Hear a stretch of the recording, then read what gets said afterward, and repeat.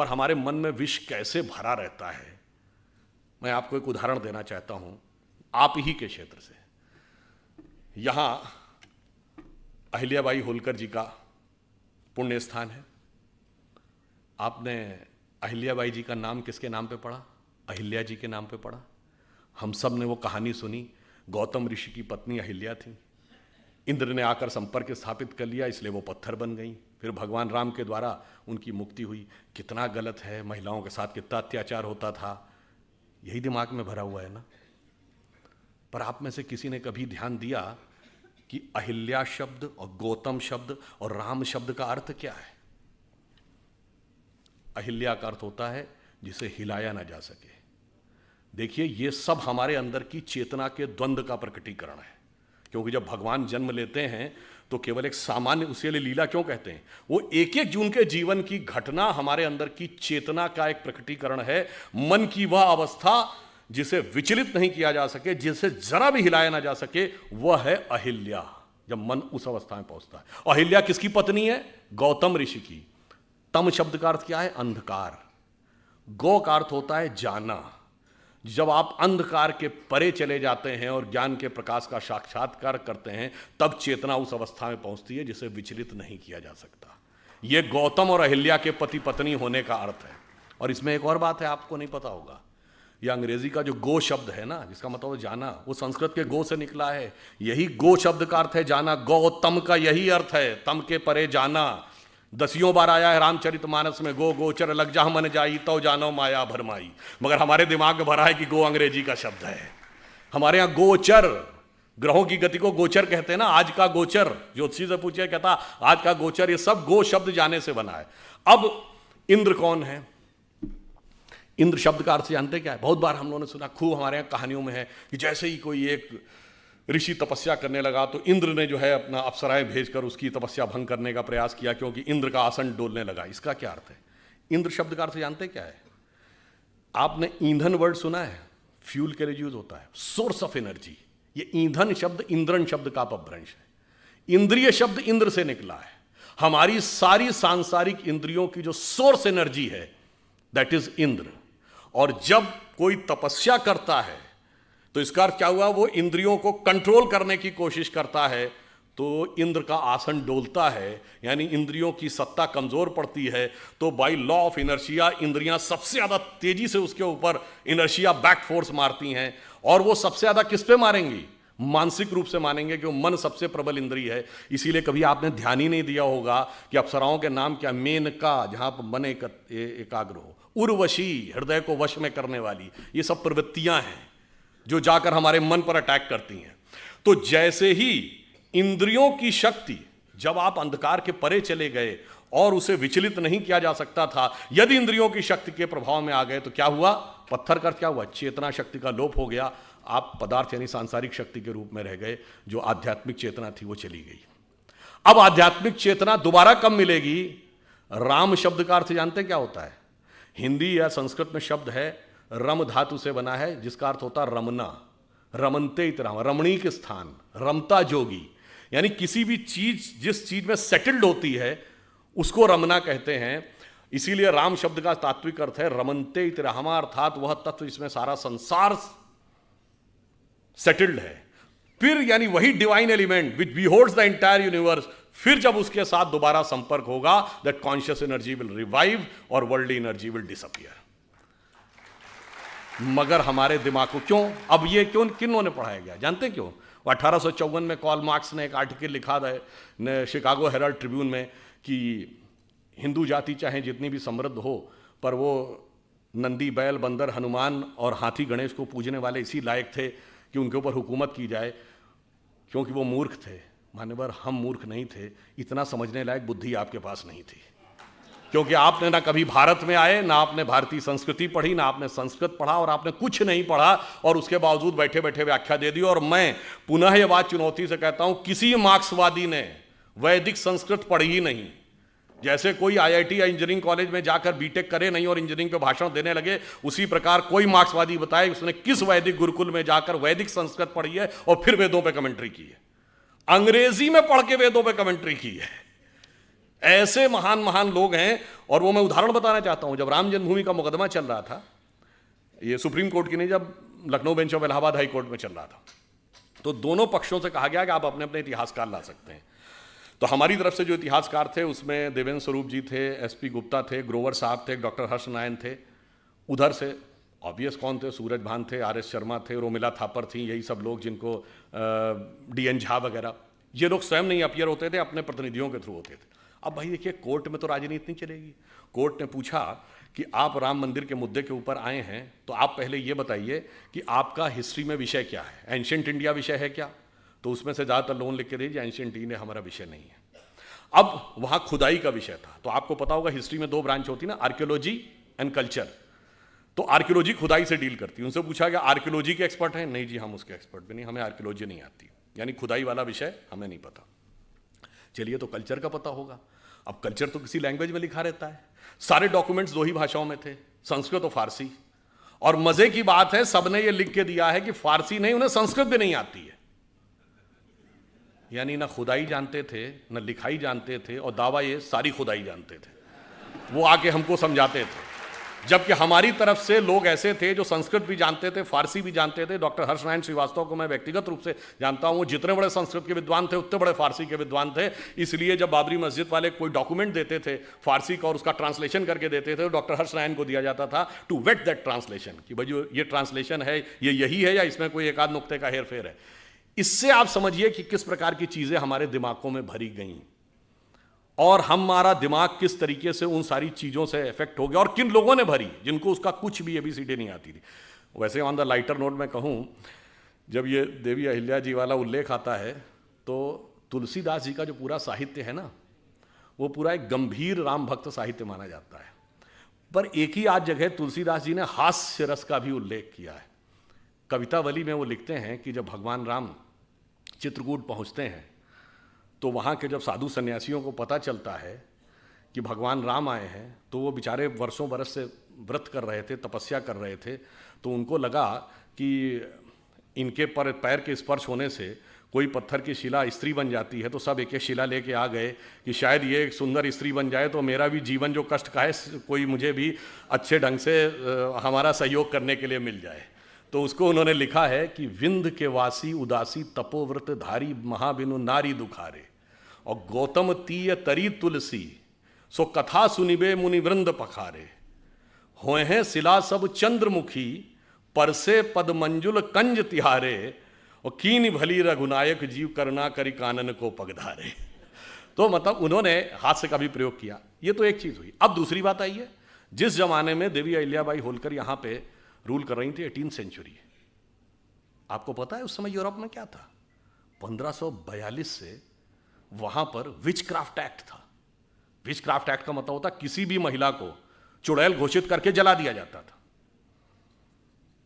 और वो समय जब भारत में चाहे रानी अहिल्याबाई हो, रानी दुर्गावती हो, कित्तूर की रानी चेन्नम्मा हो, वो मध्यकाल का दौर, चाहे छोटे मोटे राज्यों की रानी अबक्का हो या रानी लक्ष्मीबाई हो, वो यहां शासन कर रही थी।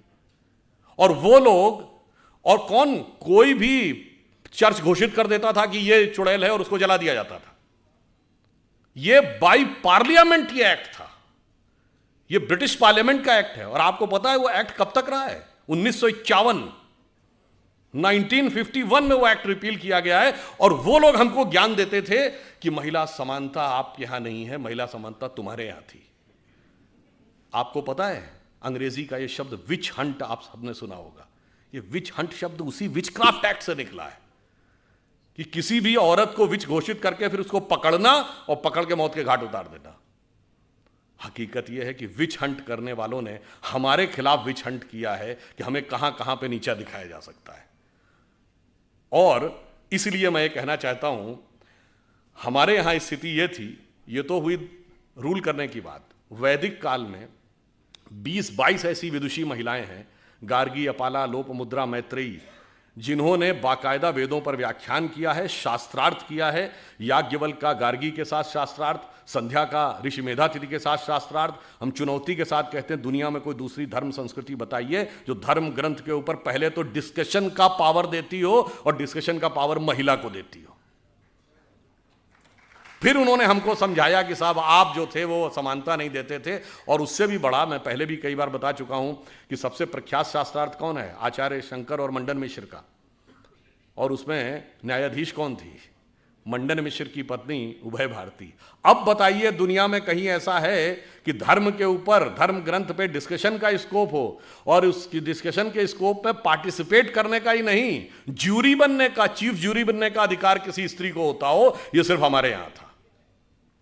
इसलिए उसके बाद हमें यह समझाया गया कि साहब नहीं नहीं नहीं, आप जो थे वो समानता के पक्षधर नहीं थे, हम समानता के पक्षधर थे। जबकि हमारे यहां तो महानता यह है कि विश्व की किसी भी सभ्यता या संस्कृति की कल्पना की पराकाष्ठा क्या होती है?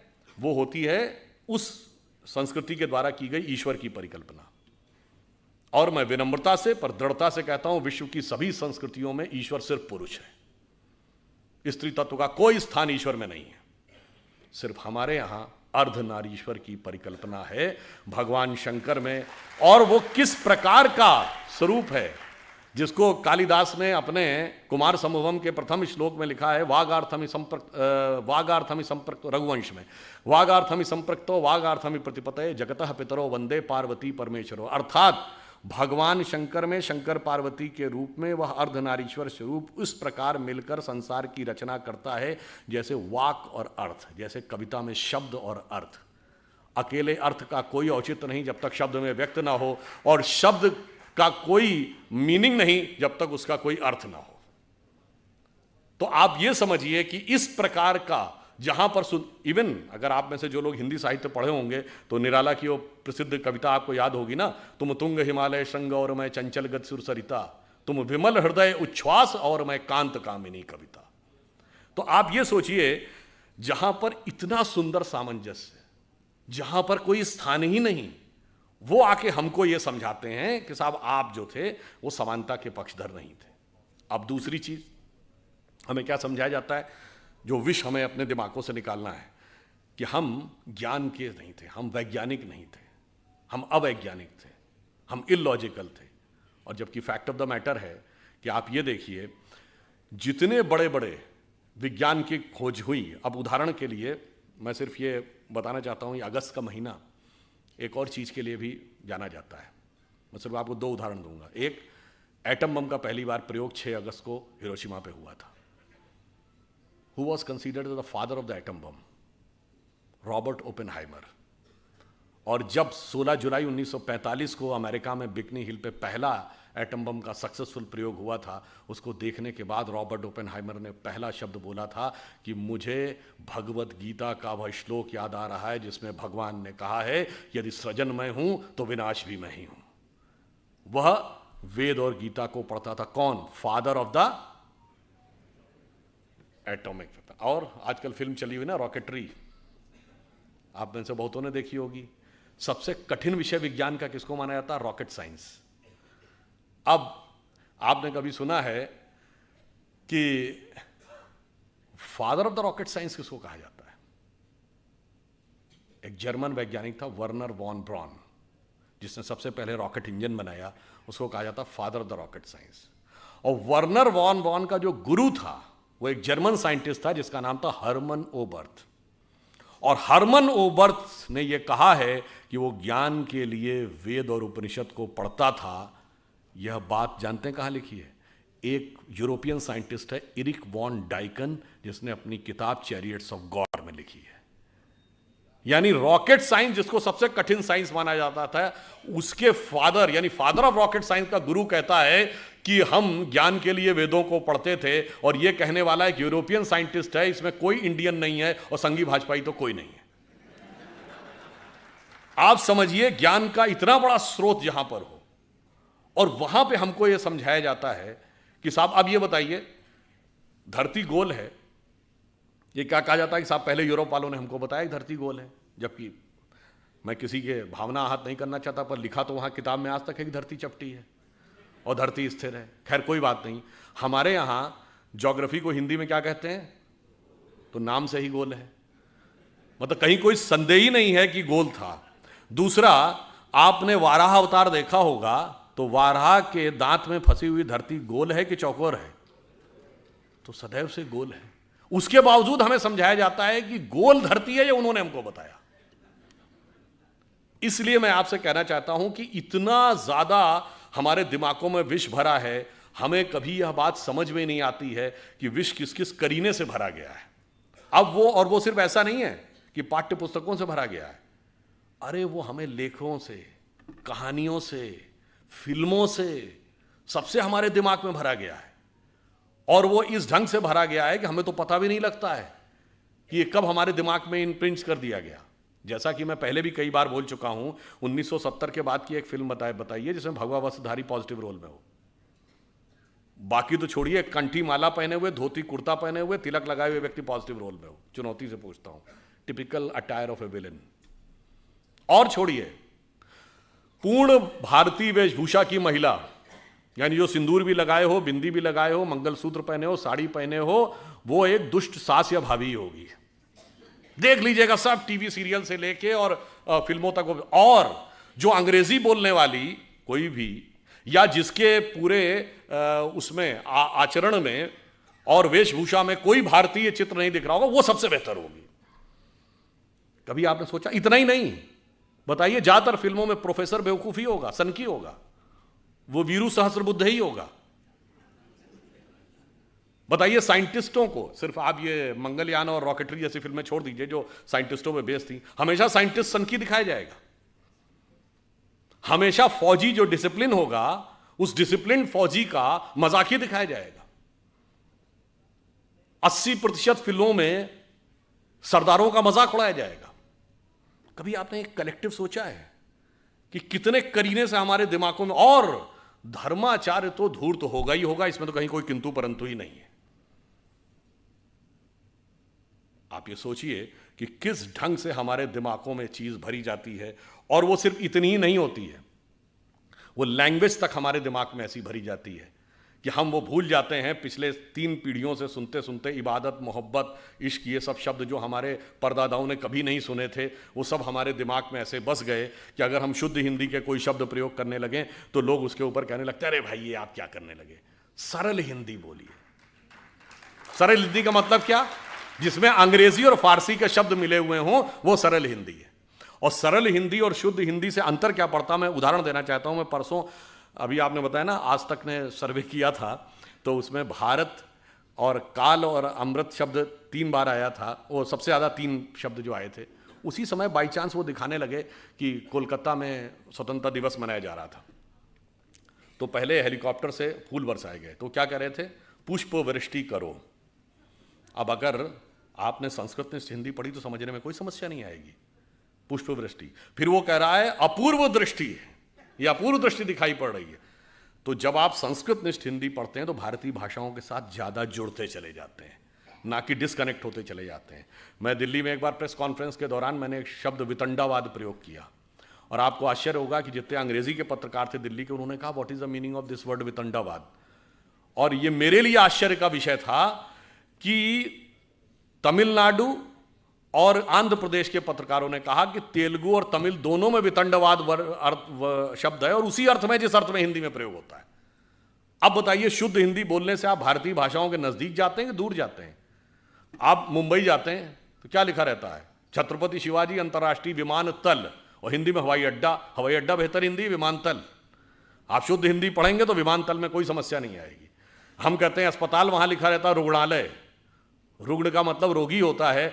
आप अगर संस्कृत निष्ठ हिंदी पढ़े होंगे तो आपको कोई समस्या नहीं आएगी। और ये मैं आपको एक उदाहरण ही बताता हूँ। जब सुषमा स्वराज जी थी तो एक बार हमने उनसे पूछा कि आपने इतनी जल्दी कन्नड़ कैसे अडॉप्ट कर लिया, आप कन्नड़ में भाषण कैसे देने लगी थी?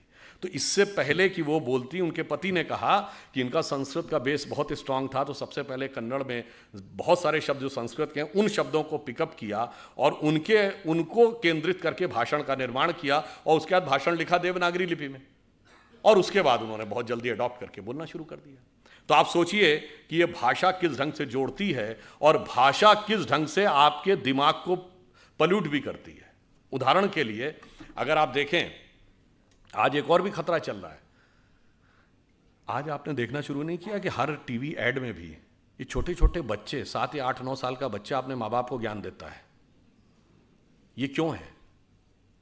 आपको लगता है ये ऐसे ही हल्के में है? नहीं, ये एक सोची समझी रणनीति है, क्योंकि परिवार को तोड़ना है। तो 10-15 साल के बाद वही तो जाएंगे जो कहेंगे कि नहीं हमें ही सब कुछ पता था, हमारे माता पिता को कुछ नहीं पता था। जैसे मैं ये एक उदाहरण भी आपको देना चाहता हूँ, ये बात मैंने एक बार पहले भी बोली है। अभी हरनाज संधू को मिला है मिस वर्ल्ड का पुरस्कार, वरना इससे पहले 1994 से 2003 के बीच में ढेर सारी भारतीय लड़कियों को मिस वर्ल्ड, मिस यूनिवर्स मिला, उसके बाद गायब हो गया। यानी सुंदर लड़कियां ना 1994 से पहले पैदा होती थी, ना 2003 के बाद। ये आपको लॉजिकल लगती है बात? नहीं जी, 1991 में नई अर्थव्यवस्था आई, भारत के पास इंफ्रास्ट्रक्चर नहीं था, तो कहां से पैसा आएगा? क्योंकि ना हमारे पास फिजिकल इंफ्रास्ट्रक्चर था, ना फाइनेंशियल इंफ्रास्ट्रक्चर था। तो बाकायदा कोलंबिया यूनिवर्सिटी का एक रिसर्च पेपर है कि बेसिकली पैसा कहां से आएगा मार्केट में। तो उस समय ये आया कि जो भारतीय परिवार हैं उनकी जो एवरेज सेविंग है 19 से 20% है। यानी एक औसत भारतीय परिवार लगभग 20% अपनी आय का बचाता है। अब वो उसमें से अगर हम 10% निकाल के मार्केट में ले आए तो मार्केट में इनिशियल फ्लो ऑफ मनी आ जाएगा। अब ये रिसर्च किया गया कि वो बचत के लिए सबसे ज्यादा प्रेरित कौन करता है, तो उसमें कहा गया कि घर की महिला सबसे ज्यादा प्रेरित करती है कि पैसा बचा के रखो। अब कहा गया कि जो नेक्स्ट जनरेशन की जो महिलाएं हैं, यानी लड़कियां जो आज हैं, उनको किस तरीके से इंटरनेशनलाइजेशन और मार्केट के अंदर जो खर्चा होना है उसकी तरफ हमें प्रेरित करना है। उस तरफ घुमाने के लिए ये सब कुछ हुआ और अचानक बंद हो गया। और विष कैसे आपके दिमाग में फैलता, मैं एक छोटी सी बात बताए दे रहा हूं। जैसे हम सब कहते हैं कि एक अंग्रेजी का शब्द है everything is fair in love and war. इसका हिंदी क्या है? जंग और इश्क में सब कुछ जायज है। ये हिंदी का कोई भी शब्द नहीं है। जंग हिंदी का शब्द है ना, इश्क हिंदी का शब्द है ना, जायज हिंदी का शब्द, सब फारसी के शब्द है। कभी आपने हिंदी या संस्कृत या किसी अन्य भारतीय भाषा में ऐसी कोई कहावत सुनी है कि युद्ध और प्रेम में सर्वथा सब कुछ उचित अनुचित है? ऐसा होता ही नहीं है, क्योंकि भाषा आपके दिमाग में एक संस्कृति भी लाती है। हमारे यहां युद्ध का एक धर्म है और प्रेम का एक त्याग है। इसलिए जिन्होंने कहा कि everything is fair in love and war, तो वहां आतंकवाद भी जायज है और फिर एसिड फेंकने वाले भी जायज है। इसलिए हमारे यहां ऐसा नहीं था। इसलिए हमें यह भी ध्यान रखना होगा, हम अपने बच्चों को यह भी समझाएं कि जब वो बहुत सारे प्रकार के तर्क वितर्क करते हैं। एक छोटी सी बात और आपको बताता हूं, तो उसको समाप्त करते हैं। देखिए, हम सभी कोई भी कार्य शुरू करते हैं तो पहला श्लोक क्या बोलते हैं? वक्रतुंडी महाकाय सूर्यकोटि समप्रभा। ये वक्रतुंडी ही क्यों है? किसी ने कभी ध्यान दिया कि सूंड जो है वो मुड़ी हुई क्यों होनी चाहिए, सीधी क्यों नहीं होनी चाहिए? उसका कारण यह है, और गणेश जी, यहां तो सबसे बड़ा गणेश जी का मंदिर है, गणेश जी के हाथी का ही सर क्यों है? कारण यह है कि हाथी के सर में और उनके एक ही दांत क्यों है? चूहे की सवारी क्यों है? उसका कारण यह है कि गणेश जी का पूरा स्वरूप हमारे अंदर की कुंडलनी जागरण की प्रक्रिया का स्वरूप है। इसीलिए सूंड जो है कुंडलनी का प्रतीक है। हाथी का सर इसलिए है कि हाथी के मस्तक में गजमुक्ता होती है, और 2 दांत की बजाय 1 दांत, और 1 दांत भी टूटा हुआ है। वो इसलिए वक्रतुंडी इसलिए कि जो आपकी शक्ति है, जब आप कभी ध्यान लगाते होंगे तो हमेशा वो डाउनवर्ड टेंडेंसी की तरफ होती है। आपका मन हमेशा नीचे व्यर्थ की सांसारिक चीजों की तरफ भागता है। जब आप उसको नियंत्रित करके ऊपर की तरफ कर लेंगे तब आध्यात्मिक उन्नति का मार्ग प्रशस्त होगा। इसलिए गणेश जी की सूंड हमेशा वक्रतुंडी यानी ऊपर की तरफ मुड़ी हुई है। और जब आप मूलाधार, स्वादिष्ठान, अनाहत, आज्ञा चक्र पे आते हैं, चौथे चक्र के बाद की यात्रा अब द्वैत के साथ नहीं हो सकती। संसार और ईश्वर एक साथ नहीं चलते, एक के साथ संबंध तोड़ना पड़ेगा। इसलिए 1 दांत और वो टूटा हुआ है, आगे की यात्रा अद्वैत से होगी। और अब जाके जरा चेक करिएगा, अद्वैत का अर्थ होता है अंग्रेजी में नॉन डुअलिटी। एक वेबसाइट है, जाके चेक करिएगा, SAND, science and non duality. और वो जानते हैं, उसका आप वेबसाइट पे जाएंगे तो पहले ही शीर्षक में क्या लिखा? ओम इज इक्वल टू MC²। क्योंकि जब आप नॉन डुअलिटी में जाते हैं, अब यहां पे आइए, आइंस्टीन ने जो थ्योरी दी E is equal to MC², मतलब एनर्जी मास कन्वर्जन इक्वेशन, तो नॉन डुअलिटी में सिर्फ एनर्जी है। जब आप मास में आते हैं तो 2 चीजें हैं ना, mass and energy. But finally, मतलब 1900 से पहले सिर्फ law of conservation of mass था, यानी हम मानते थे एक मास दूसरे में चेंज होता है। अब law of conservation of energy है। अब एनर्जी दूसरे में एनर्जी होती है। और फिर मैं कहना चाहता हूं, मैं किसी दूसरे पे कमेंट नहीं कर रहा हूं, हमारा ही एकमात्र अंतिम संस्कार है जिसमें मास एनर्जी में कन्वर्ट होता है, बाकी जगह मास में कन्वर्ट होता है। तो आप ये समझ लीजिए कि कितनी वैज्ञानिक पद्धति हमारी किस प्रकार से रखी हुई है। तो ये सारा विष हमें अपने मन से निकालना है और स्वाभिमान के साथ आगे बढ़ना है। और एक दो चीज और भी समझ लेनी चाहिए। स्वतंत्रता संग्राम के संदर्भ में हम सब ये मानते हैं कि स्वतंत्रता मिली, स्वतंत्रता के लिए बहुतों ने संघर्ष किया, पर बहुतों ने संघर्ष किया उसकी मान्यता भी होनी चाहिए। जैसे एक आंदोलन था, राजनीतिक आंदोलन, जो गांधी जी, तिलक, गोखले, नेहरू जी इनके नेतृत्व में चल रहा था, उसका महत्व है। तो एक क्रांतिकारी आंदोलन भी था जो युगांधर और अनुशीलन समिति बंगाल से शुरू होती है, फिर चाहे वो उत्तर प्रदेश में चंद्रशेखर आज़ाद, राम प्रसाद बिस्मिल, अशफाक उल्ला खां या भगत सिंह, राजगुरु, सुखदेव, वहाँ तक। और फिर एक सशस्त्र आंदोलन जो सैन्य अभियान था, जो रासबिहारी बोस और सुभाष चंद्र बोस जी के द्वारा शुरू होता है। सबका योगदान था। एक में एकाधिकार का वर्चस्व मेरे विचार से उचित नहीं है। एक दो फैक्ट आपको बताना चाहता हूं, शायद मैं बहुत से लोगों को आपको ध्यान ना हो। जवाहरलाल नेहरू जी 15 अगस्त 1947 को प्रधानमंत्री नहीं बने थे। 2 सितंबर 1946 को कैबिनेट मिशन प्लान के तहत वो अंतरिम सरकार का नेतृत्व उन्होंने संभाला था। 2 सितंबर 1946 को क्यों? आप लोगों ने अगर पढ़ा हो तो भारत को आज़ादी देने का जो निर्णय लिया था अंग्रेज़ों ने, वो तो 30 जून 1948 डेट थी। फिर ये 11 महीने प्रीफोन कैसे हो गई, क्यों हो गई? उसको अगर समझना है तो आप ये समझिए कि उनका मैं नाम भूला हूं, उसमें ब्रिटिश सेना के कमांडर इन चीफ थे मिस्टर क्लाउड। उन्होंने 24 नवंबर 1945 को लेटर लिखा। वर्ल्ड वॉर खत्म हो चुका था, 25 लाख की फौज थी भारत की, जिसमें ब्रिटिश सैनिक सिर्फ 40,000 थे। उन्होंने लिखा कि सुभाष चंद्र बोस जी की आईएनए के द्वारा किए गए कार्य को ध्यान में रखते हुए अब भारतीय सैनिकों पर भरोसा करना बहुत मुश्किल है, इसलिए बहुत लंबे समय तक अब हमारे लिए चंद ब्रिटिश सैनिकों के द्वारा शासन करना मुश्किल नजर आता है। ठीक, यह है नवंबर 24, 1945। जनवरी 1946 कैबिनेट मिशन प्लान अप्रूव होता है कि अब एक कैबिनेट मिशन भेजा जाएगा, मगर टारगेट था 30 जून 1948। अब 12 फरवरी 1946 को मिस्टर क्लाउड एक और लेटर लिखते हैं वायसराय को। वो कहते हैं मेरे पास जो इंफॉर्मेशन आ रही है उसके अनुसार तो भारतीय सैनिकों के अंदर अच्छा खासा असंतोष पनप रहा है, क्योंकि लाल किले में ट्रायल शुरू हो गया है जो आजाद हिंद फौज के सैनिक पकड़े गए थे उनके विरुद्ध, और उसको लेकर बहुत असंतोष है, जनता भी उनके साथ है। इसलिए अब हम इस पर कुछ भी भरोसा नहीं कर सकते, इस सेना पर। ये वो लिखते हैं 12 फरवरी 1946 को, और 18 फरवरी 1946 को मुंबई में नौसेना की अपराइजिंग हो जाती है। और देखते देखते 2-3 दिनों के अंदर बॉम्बे से कलकत्ता और कराची तक 20,000 नौसैनिक सड़कों पे आ जाते हैं। 70 से अधिक वॉरशिप्स कब्जा कर लिए जाते हैं।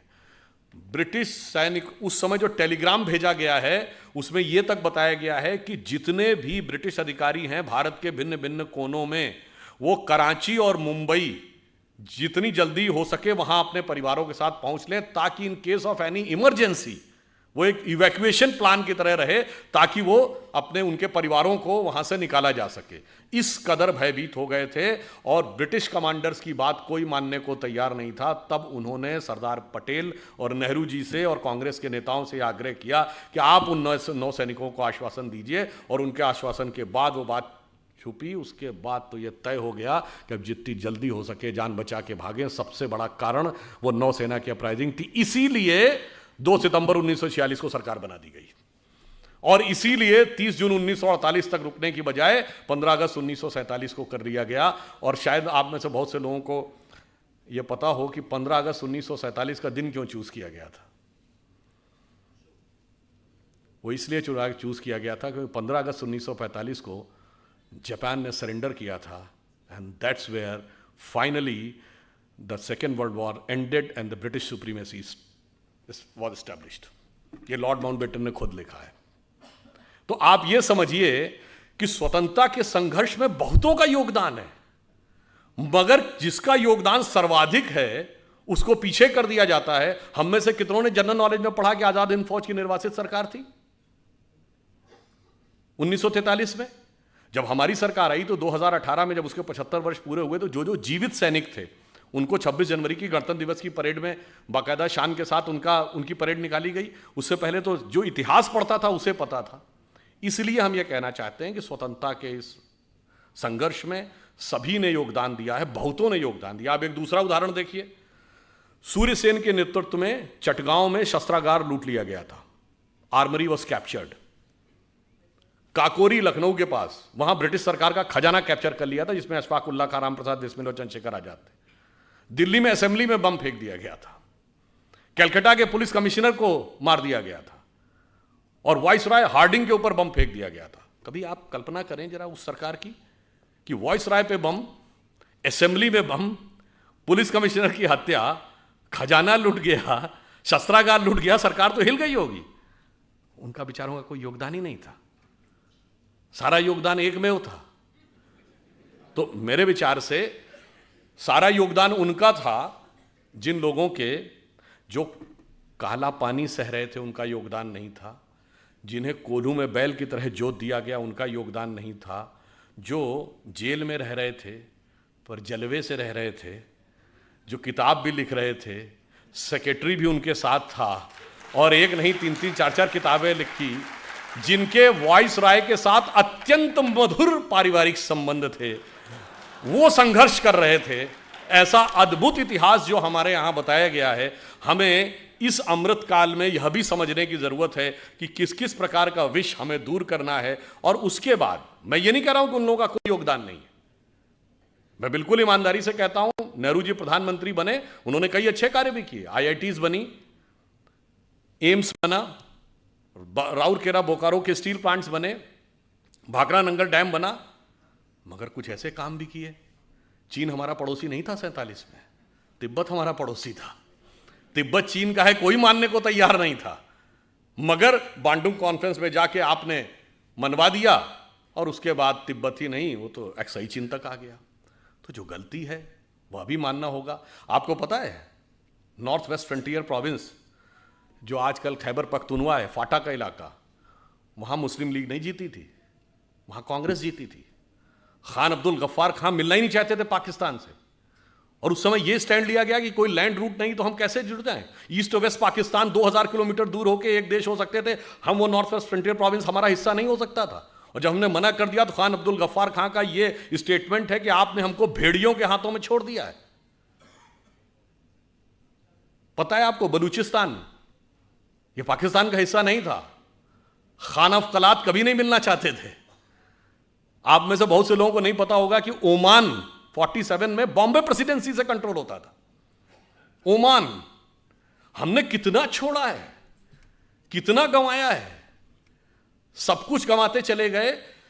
एक बात विचार करिए, हम 2022 में बैठे हैं, जरा 1918 या 19 का 105 साल पहले का भारत छोड़ देखिए, सिर्फ पाकिस्तान बांग्लादेश ही नहीं, अफगानिस्तान बर्मा भी हमारा हिस्सा था। हमने बताया ना, ओमान तक उससे कंट्रोल होता था।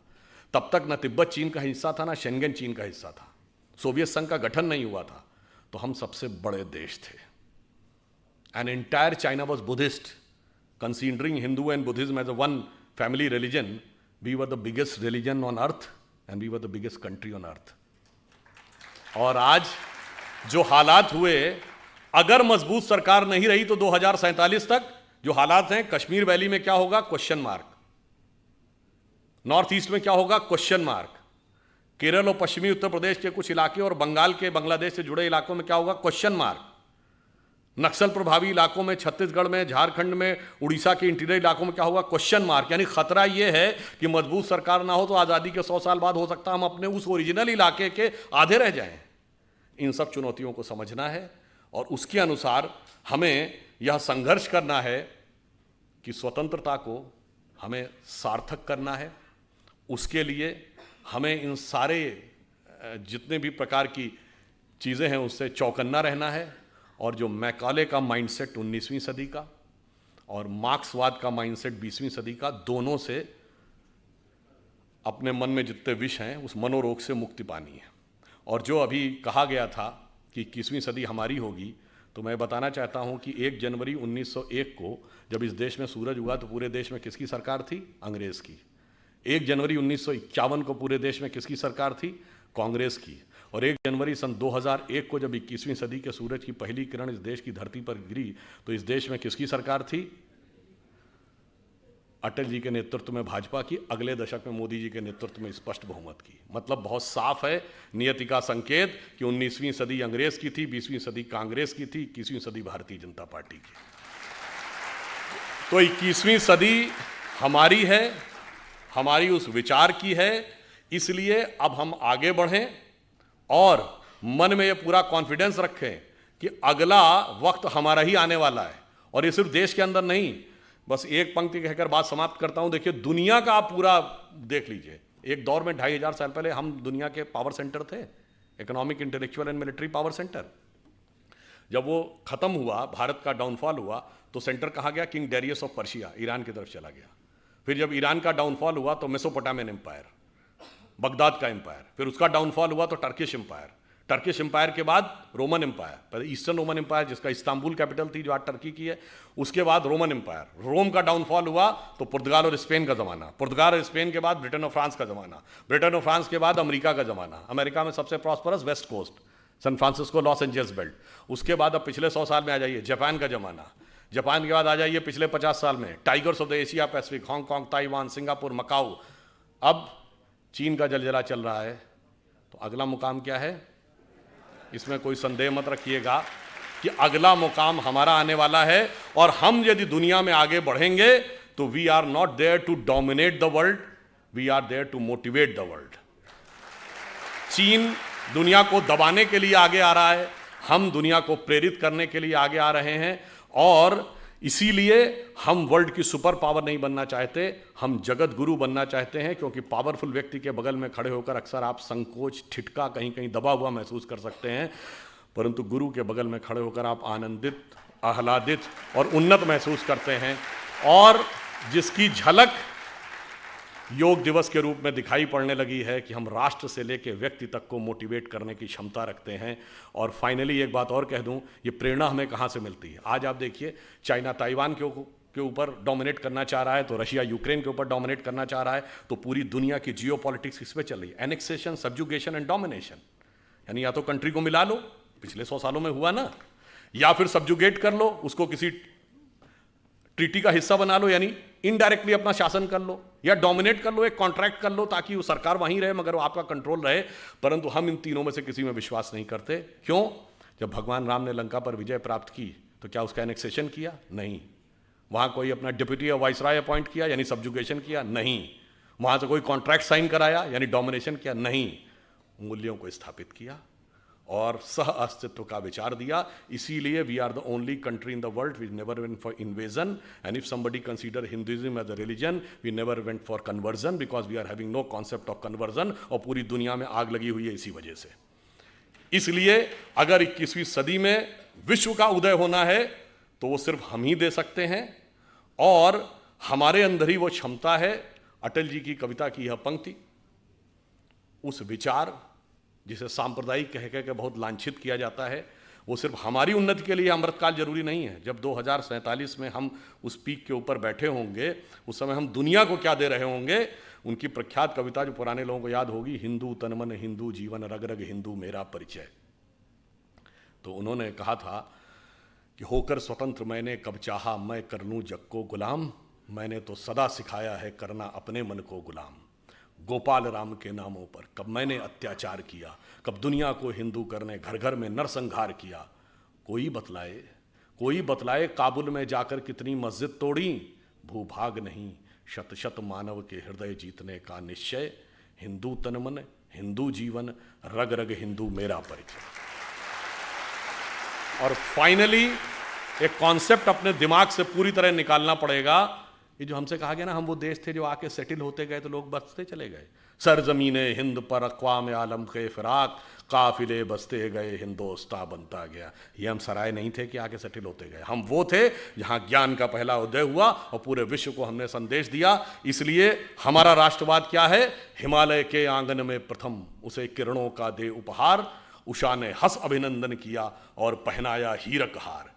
जगे हम लगे जगाने विश्व लोक में फिर फैला आलोक, व्योम तम पुंज हुआ तब नष्ट, निखिल संस्कृति हो उठी अशोक। तो संपूर्ण संसार को शोक से विरत करके उसे सुख के मार्ग पर प्रेरित करने की सामर्थ्य हमारी है। इसके लिए आप प्रण करें, कमर कसें, स्वतंत्रता को सार्थक करने कमर कसें, बलिदान करें, जो पाया उसमें खो न जाएं, जो खोया उसका ध्यान करें।